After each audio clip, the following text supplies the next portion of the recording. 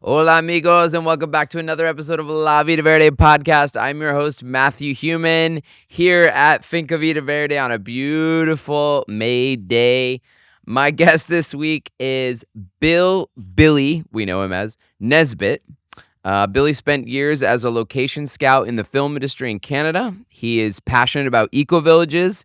He is a father, a fairly recent widower, and a relationship coach focused on high honor relationships. I've had a lot of opportunity to talk to Billy since he's been staying here. I know this is going to be a very interesting and great conversation. We hope you enjoy.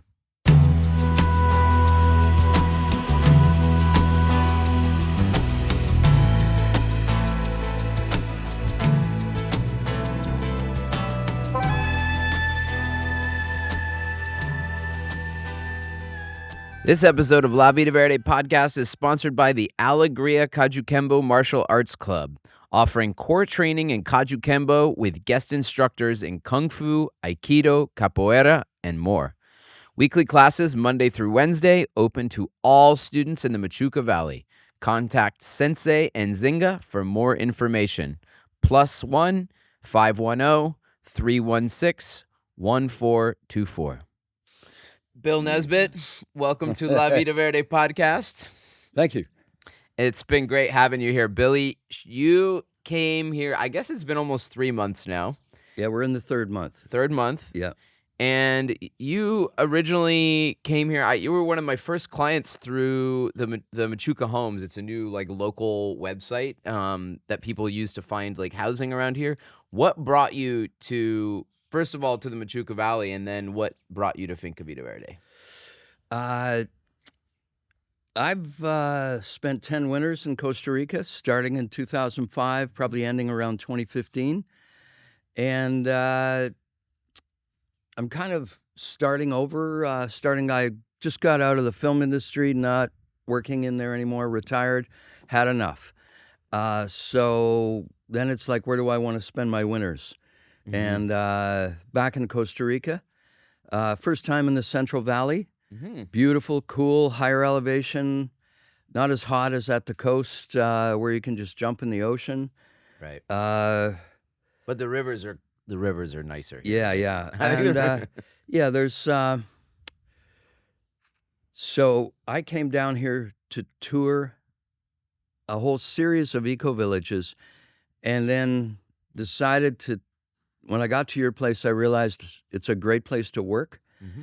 And build a project that I've been wanting to build for years and years, even like more than a decade. Uh-huh. But film industry tends to eat my life. Uh-huh. We start at 7 in the morning and end at 11 at night. Those are the City of Toronto film permit hours. So I'm on set at 6:30 getting things hot and ready for when the crew arrives at 7. And then What did you do what was your position? I was in locations, so I would set up the location and scout for it, sometimes be a location manager overseeing everything the film needed to be able to shoot at a certain location. So that's contracts, insurance, permits from the City of Toronto, all that kind of stuff. Not a lot of fun, very much like my childhood, where there are huge consequences for minor transgressions in locations. So meaning that if you miss a key thing like the correct dates on the permits or something like that, or they change the dates and then decide to get away with it, and then the police come, check the permits, they can shut the film down, and now you've got 120 people standing around at about $18,000 an hour. Wow. Yeah. So that integrity detail thing is really important. Yeah, everybody in film has got their specialization, and you really got to have your act together. Mm-hmm. So people at a really high level in their game, everyone shows up on the day to shoot the same thing, come with their specific area completely prepped. Uh-huh. Yeah. Okay. And you did that for how a long time? How many years? 32 years. And then you came down here. Yeah, a few years ago, I haven't worked since before COVID. So, or I guess when COVID hit, that was it. So I haven't worked since then. Okay. So it's 2025. So probably since 2019. So let's call it taking an early retirement at that point. Not intentionally, but just the way things worked out. And so when I got to your place, it was like, instead of going elsewhere, this is pretty good here. There's 4 communities, some beautiful amenities, serene peacefulness in the jungle. And, I'm in a treetop cabin. You're up in Cuarto Mono. He's up in the main house. We have a room I'm up there. up- It was my I'm old up- bedroom. I'm up nice and high, and I've got a table, and I'm working out on the deck. Nice. So basically, it's like getting set up in paradise to work on this project. And so I decided to stay. And it's been really productive. Good. It's been really great to be here. Do you want to talk about what you've been working on? Yeah, I've been working on a course on high honor parenting, raising kids in a context of high honor, which is how we raised our son, but not our daughter. Now, when I came on board with my wife, when I met her, and we started to get into a relationship, her daughter was 5, and we got married when her daughter was 7. Okay. So you jumped into fatherhood pretty quick. Yeah. How old were you when that all the happened? way in? I guess I was 28, something like that. And a very young 28, very naive young 28, naive in the way of the world. So getting into that, I had always, I was not good with starting in that way, because I didn't have a lot of confidence in the kind of dad that I could be, and I did not want to be the kind of dad that I had. So my dad was an authoritarian tyrant who, I guess his role models were the Rat Pack, like Dean Martin and Sammy Davis Jr. And a friend of mine said, "Yeah, you got to mix in the Flintstones with that." So, You were raised by Barney Rubble and Frank Sinatra. I was raised by a really tough guy who grew up in poverty and was an entrepreneur and made it through hard work and tremendous willpower. Yeah. He had his own traumas he was coming with. Oh, yeah. He had polio when he was 22, so he was paralyzed for a year. Wow. Couldn't move. The only thing he could do was blink. 1 for yes, 2 for no. Wow. That was the communication. Wow. And he was being fed by sucking on nutrified Jell-O. Wow. Which is how they did things in those days. Okay. That's what kept him alive for a year. Now, 9 guys were wheeled into this ward. 8 of them died in that year. Wow. So he walked out of there. And how he walked out of there was, a friend of the family said, you're a competitive swimmer. You got a scholarship to Indiana University, a swimming scholarship. You're highly competitive. You were invited to the Olympics. You can beat this thing. You've got the willpower to be able to beat this. Determination. Yeah, so he used will and determination. Yeah, so he used all his will to walk out of there, and he did with a cane, but he walked out. So as a little kid, that's the willpower that I came up against. Big energy. Yeah, and when he was drinking, it was dangerous. So he beat the hell out of me, took a strap to me. He had a booming voice like mine, and as a 5-year-old, it was terrifying. So 7, 8, 9, I was getting into a lot of trouble. Looking back and some of the therapy that I went through, I recognized that I was really addicted to the adrenaline. of trauma and crisis, and I was constantly in search of more adrenaline, meaning getting in trouble and running, not getting caught. And his way of dealing with it was hit him harder. Make him sit up, pay attention. So there wasn't a lot of listening or compassion or anything. So when I suddenly became a dad with my wife and her daughter, I had to invent being a father from nothing. Right. It was not so much from nothing, but because I knew what I didn't want to be. And so what I wanted to be, I had to think it over and create it. And the first thing I was doing before we were married is I was making this kid laugh a lot. And I was having a really good time with her. I was not going to be the authoritarian jerk who was going to rule this kid. In fact, I said to her, you've got your dad, you and your mom survived a divorce together. And he's your dad. So I'm Bill. Okay. You don't have to call me dad. And well, this is interesting because I think a lot of people, my generation, are also finding. I've been in this position before too, where even just dating a woman who had a child, it's like, how do you interact? That's a whole. You could write a whole. There's a whole philosophy around that. A whole book on that. Right. Well, when I got together with Jen, I thought she and I were going to be the unit, and the child would revolve around us. Right. No. Right. She and the kid who'd survived a divorce are the unit. Right. I'm the boyfriend revolving around them, and eventually the husband revolving around them. Did that never change? They're definitely the unit. If at some point she probably moved out of the house, or at a really young age. And did that must have changed the dynamic, I guess, a little bit. Okay. Yeah, she got an older boyfriend and went to stay with him for a weekend and just never came home. Yeah. Okay. At 17. Okay. At 17.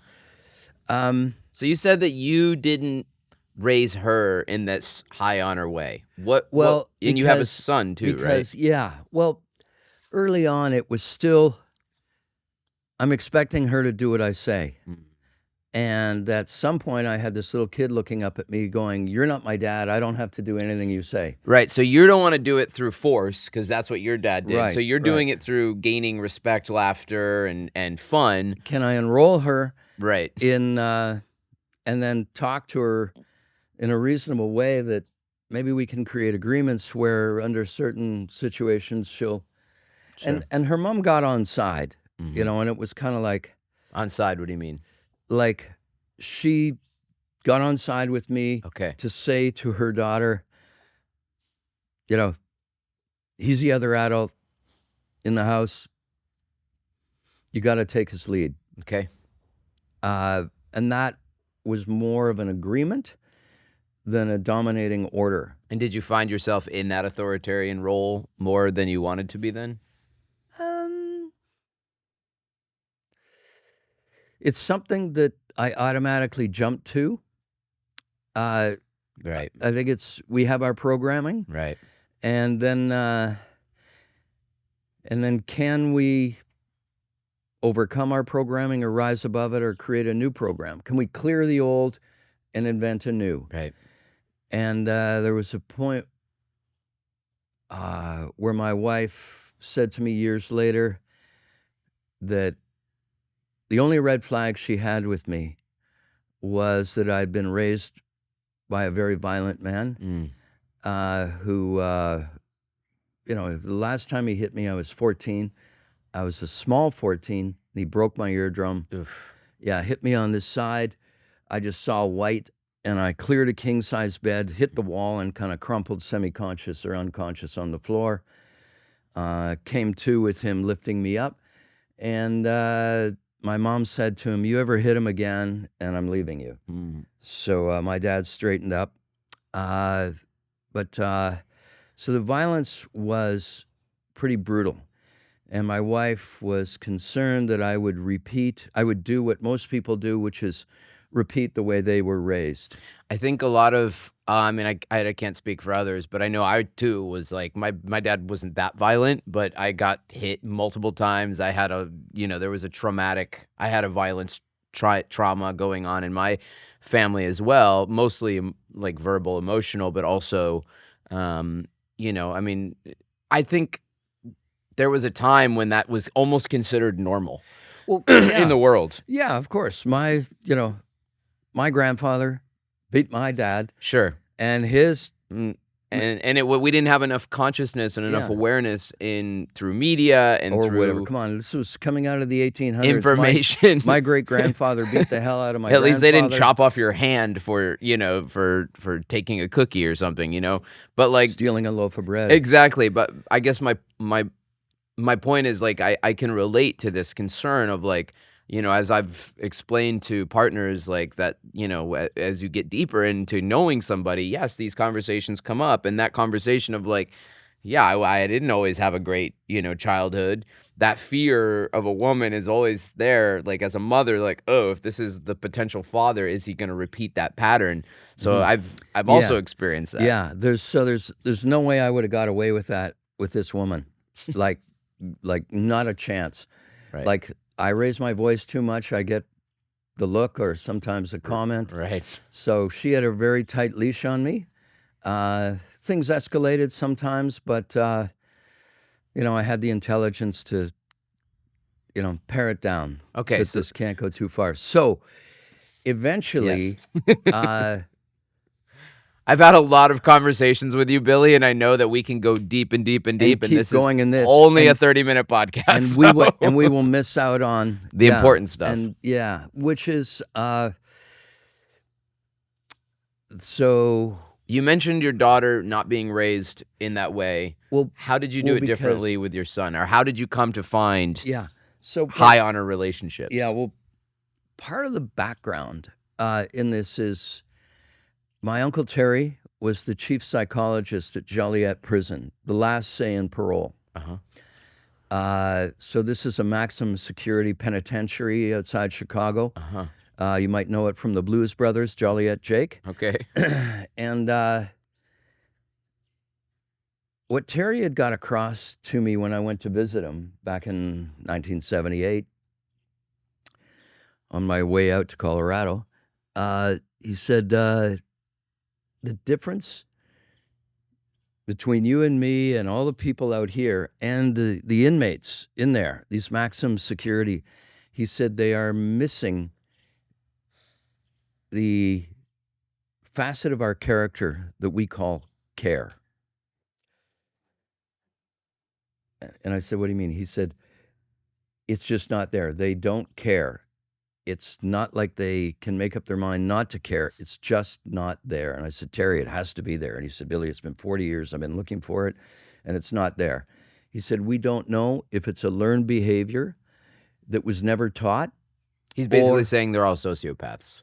Well, they're killers, most of them. And as he said to me, they will just as soon kill you as you would kill a hornet that stung you. So if you cause them pain, there's not really a second thought. There isn't this care that interrupts that sudden intention to kill. He said it's the same with stealing a car. It's not your car or their car. It's a car, and they want to drive it. And that's how they think about it. And the thought doesn't cross their mind that, you worked for this car and you paid for it or anything like that. It's just they need a car. It's there, and they can hotwire it and take it, and they do. And around the same time, I heard an interview with Louis Armstrong. The trumpet player. Yeah, who said... He was asked, I think by Betty Kennedy on CFRB radio, he was asked, weren't you lonely on the road? You spent 30 years on the road. Weren't you lonely? You didn't get into drugs and drinking and all that stuff. And why not? And he said, no, when I was a child, I had so much love, my feet hardly hit the floor. He said, so when I was on the road, I had a great base of so much love in me that, sorry about the cheap accent. It's okay. I'm just remembering the interview. Go ahead. And those two things happened back to back, meaning I think I heard the Louis Armstrong interview before I was on my way out and visited Terry in Chicago. Mm-hmm. I got a tour of Joliet Prison, by the way. Mm-hmm. Kind of scary at age 19. Mm-hmm. So you heard this interview with Louis Armstrong that it's yeah, and that back to back he was to raised the with lack a lot of love. care. So Terry's point was this care that's missing from these people creates the worst of humanity. Mm-hmm. And there's Louis Armstrong talking about the care creating the best for humanity. Mm. So that landed for me pretty strongly. Terry's explanation of this was that we don't know whether the care was killed off by all the, he said it's a straight line graph, unwanted at birth, and then abuse and neglect through the earliest memories of childhood until abandoned on the streets in adolescence to the predators and everything else. So the absence of that care, was it that care is a learned behavior that they never got? Or was it, is care an innate quality that was killed off by the abuse and neglect? Trauma, yeah. All through childhood. So that contrast really landed for me. So even with Brianna, with our daughter, it was dial up my level of care in every interaction and, recover quickly from failing. When I'd get too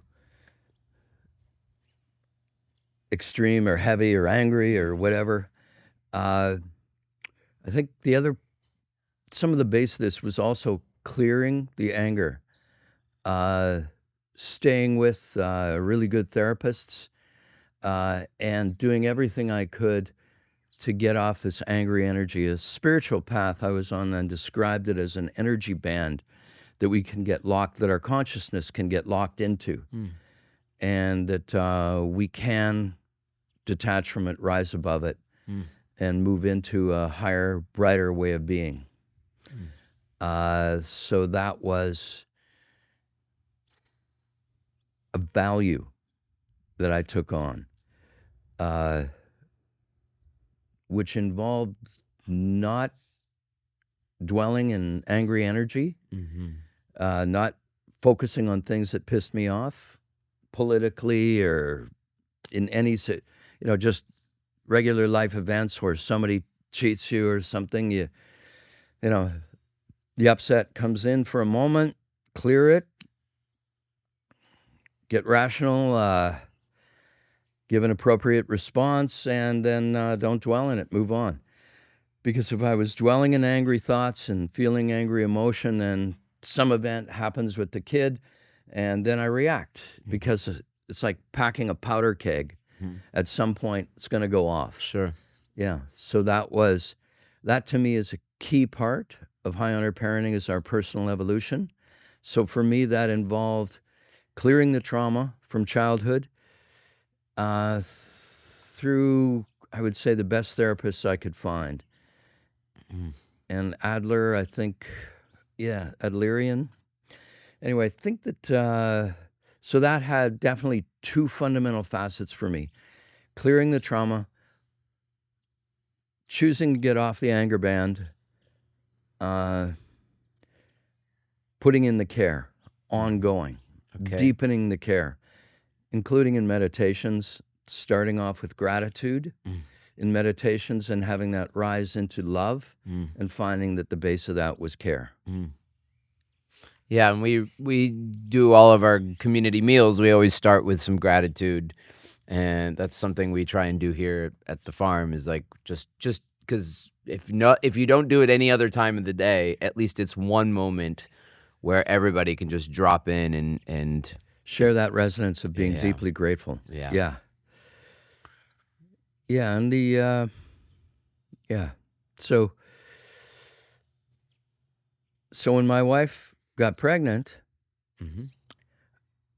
turns out with our son, it was like, okay, well, who am I going to be? I've had a little bit of training. Who am I going to be with this infant? And I had, it was around the time, so this would have been like in the mid-90s. In the early 90s or something, there was talk of these crystal children coming in, or these indigo kids, stuff like that. Supposedly advanced souls were coming in for this great change on the planet. I remember getting emails about that. Yeah, sure. Okay, so some of this was, wow, wouldn't that be cool if I got a soul who was advanced? And I hadn't really thought about the fact that it was like that really kind of was the late 90s really was when that conversation happened, and then it kind of you didn't really hear about it again. No, it was a buzz that was going on throughout the 90s. Yeah, and so getting my ego out of the way, it was kind of like, well, let's just start off with a lot of care and compassion and patience. And my wife had the patience of a saint and had shown me that. I need a better analogy because I just don't trust the religions all around. She had the patience of an angel, of a higher being. Okay. Absolutely. And she had shown that with her daughter over and over again and demanded that of me, both in subtext and in direct communication. So when the kid was born, when my son was born, it was actually kind of a terrifying event in a way, because here was this sponge that I knew was just going to absorb everything. And I was afraid I didn't have the self-mastery to not mess him up. So that's where I began with being wary of doing damage to what looked like this really beautiful soul. Did he ever challenge you? Oh, later. All the time. And how did you approach it? Well, yeah, and kids did that all the time. They do that. Well, before we get into that, let me just... Before we... we might have to do a part 2. Well... Because we barely touched this. Yeah. This invention. Yeah. Now, this is... they're...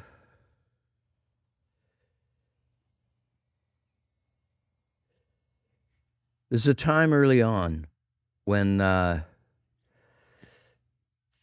guess it was within the first year, so he's not talking. He's got some kind of baby talk going on. And we have heard this great interview on the radio with this couple who, a woman who a mother who had written a book about the language, the baby talk. So she had a baby monitor in her child's bedroom beside the crib, and she heard, I think, her 3-year-old or 4-year-old come in and begin talking in the baby talk, and that the two were conversing. The 1.5-year-old was in a full conversation with the 3.5-year-old. And to the point where when the parents were hearing this down in the kitchen. And the 3.5-year-old came downstairs after that into the kitchen. They were like, so you understand each other. We hear that. And the 3.5-year-old is, yeah. So it was like another language. And the parents were like, well, can you translate for us? Because you understand English now. So can you translate for us? So this was an American couple.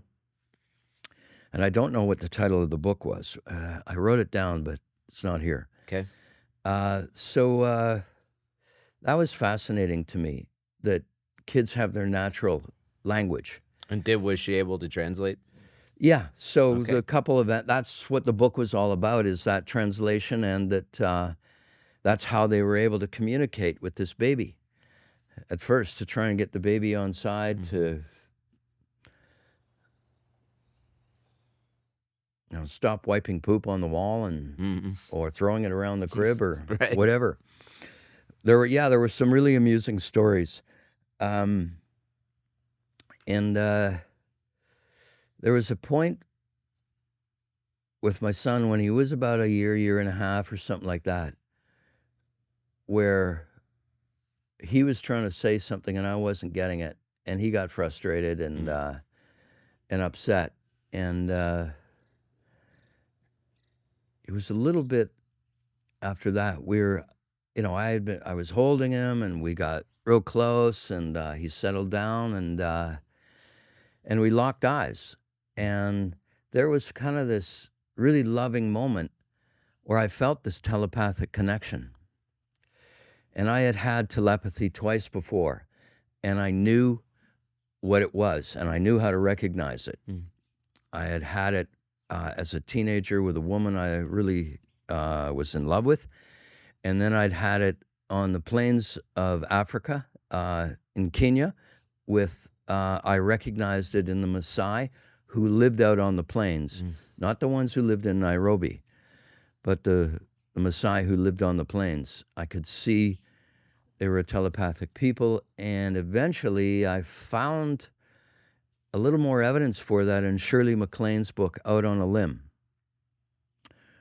where Hollywood had sent her a message to, they sent her a telegram to get back to Hollywood right away. Somebody in Nairobi had driven this out to where she was in an encampment out on the plains. And so the head of the tribe said to her, I will send a message ahead, and a ticket will be waiting for you when you arrive in Nairobi. So as she's driving along, she realizes that how could the chief send a message ahead? She asks the driver, are we taking the most direct route? And the driver says, yeah, there's no faster way than, this is the fastest way. She asks, how is the chief getting a message to get my ticket ready? And the driver says, well, he has sent a mind message to the chief of the Maasai who live in Nairobi. And so they get into that conversation about this telepathic connection. And the validation of that is when she gets there, her ticket is waiting for her. Yeah. So this is a full section in Shirley MacLaine's book, Out on a Limb. So that was kind of like the validation that I needed for, was I reading this right? So when this telepathic moment happened with my son, it was like, okay, maybe I have one of these star children. Maybe I have a higher soul in an infant's body here. And so the stakes are much higher. The first order of what's wanted and needed is don't mess them up. There's the first thing. There's this theme that's recurring is like, you don't want, you're very hyper-focused on, not hyper-focused, but very focused on not repeating damage. Right. Don't do damage. No trauma. How can we avoid the trauma? So we're never going to hit this kid. I'm going to try not to raise my voice and scare the hell out of him, which I did do some of the time, and then caught myself and pulled it back. But there was points where it was an ongoing thing of tuning into him trying to figure out what was wanted and needed, especially if he was acting out. If he was acting out, the assumption was he's frustrated that he can't get something that really matters to him. Mm-hmm. So how can I find what matters to him?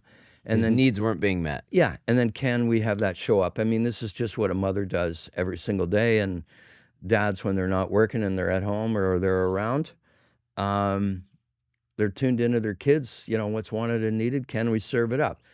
Sometimes the parents' needs come ahead of the kids' needs, of course. And, then the kid gets to lose their shit. And that's the way it is. Mm. And then can we get the kid on side to not get so upset, but to recognize that we got to get taken care of first here, and then we'll take care of what matters to you. Mm-hmm.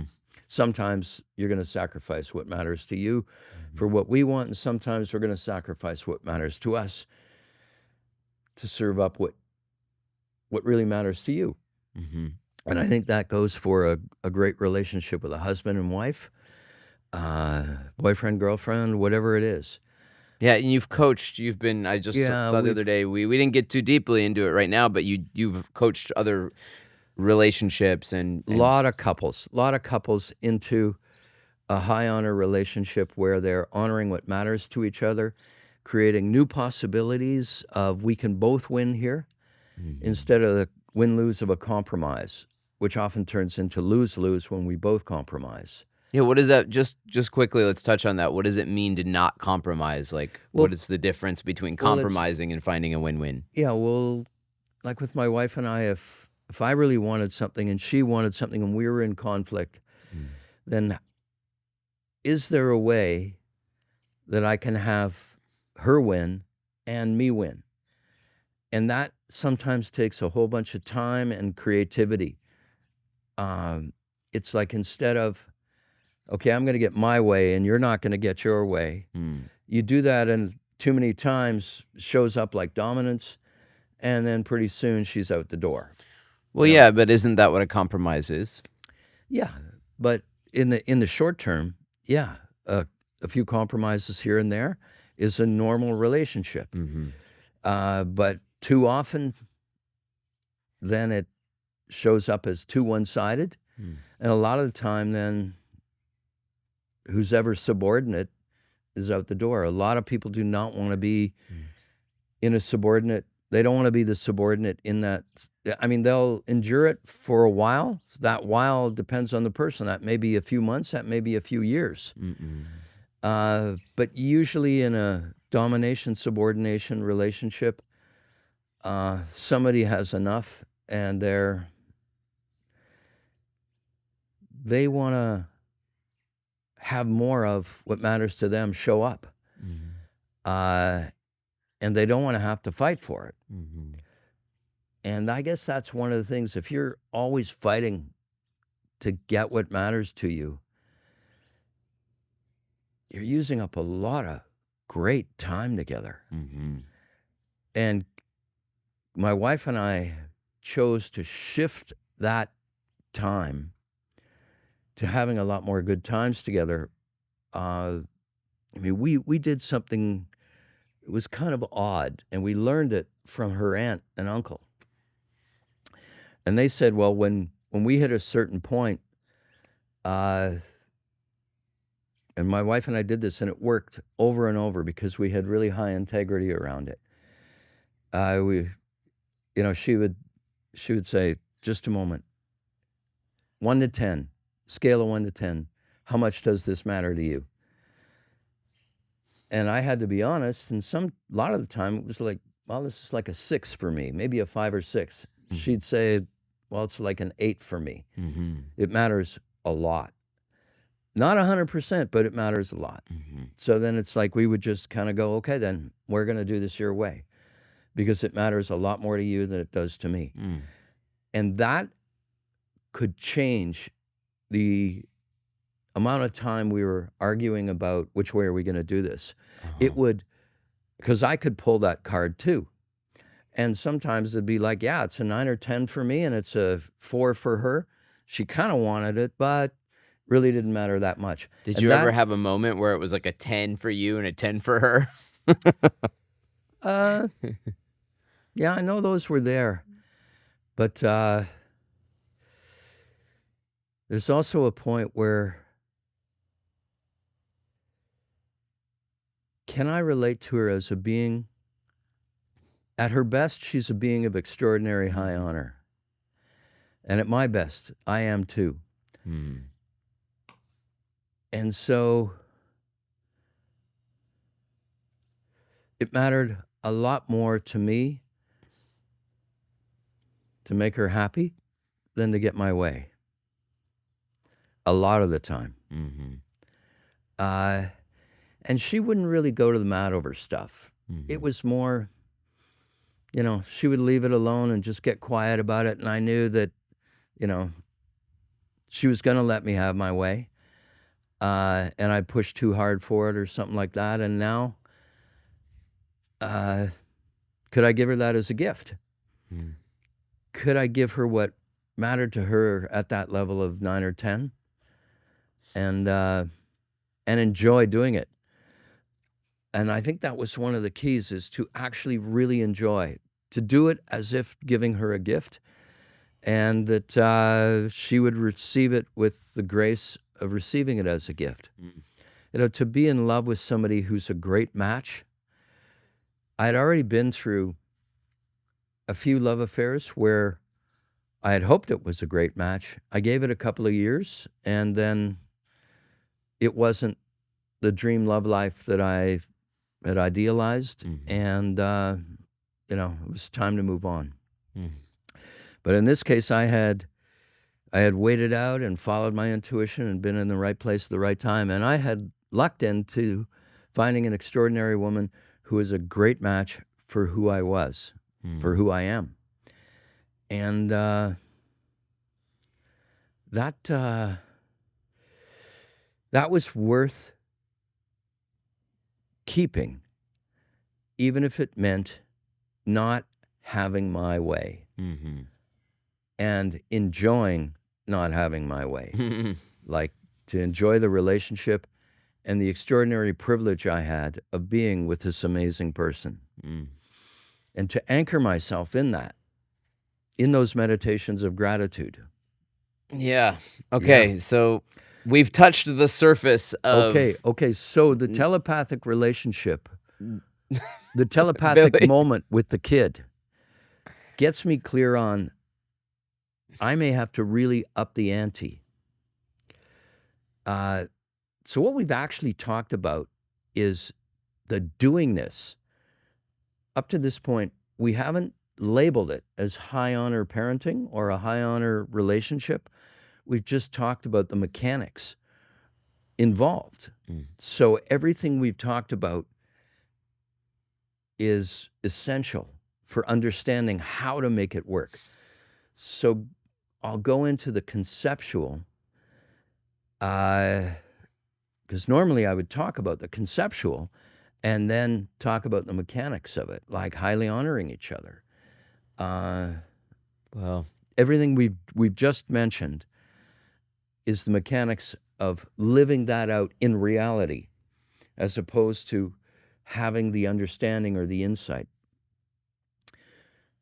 So, at my wife's best, what if my son was this extraordinary being of really high honor? And I've said this to some of the Christians that I've worked with who are pregnant, and it's like, well, if it turned out that, how do you think Jesus was raised? Probably not being slapped around by his parents. So raise your kid the same way.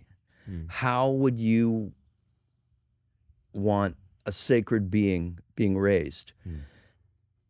And what we found was, when we raised our son in a context of really high honor, as if he was a sacred being, he grew up to be a man of extraordinary high integrity, a loving, really caring man that we deeply honor. This bee is deeply honoring your face right now. Well, it's kind of like letting me know maybe time's up and we'll do a part 2 or something. Well, like that. I think, yeah. I mean, I kind of had this feeling because I've talked to you so many times, and there's always you have so much wisdom that I'm aware of. So I really wanted to do this podcast, even though you're only here maybe for a short time. I feel like you have a lot of wisdom to share, and I want to see that. I wanted to see that get out. Are you putting this energy? Like you were working on a program or something right now? Yeah, I've been working on creating a course Okay. in high honor parenting that includes couples relating to each other Yeah. in high honor relationship. And how can people? What is it? Do you have a platform for it, or do you have an idea Not yet. I'm going to probably start with Patreon.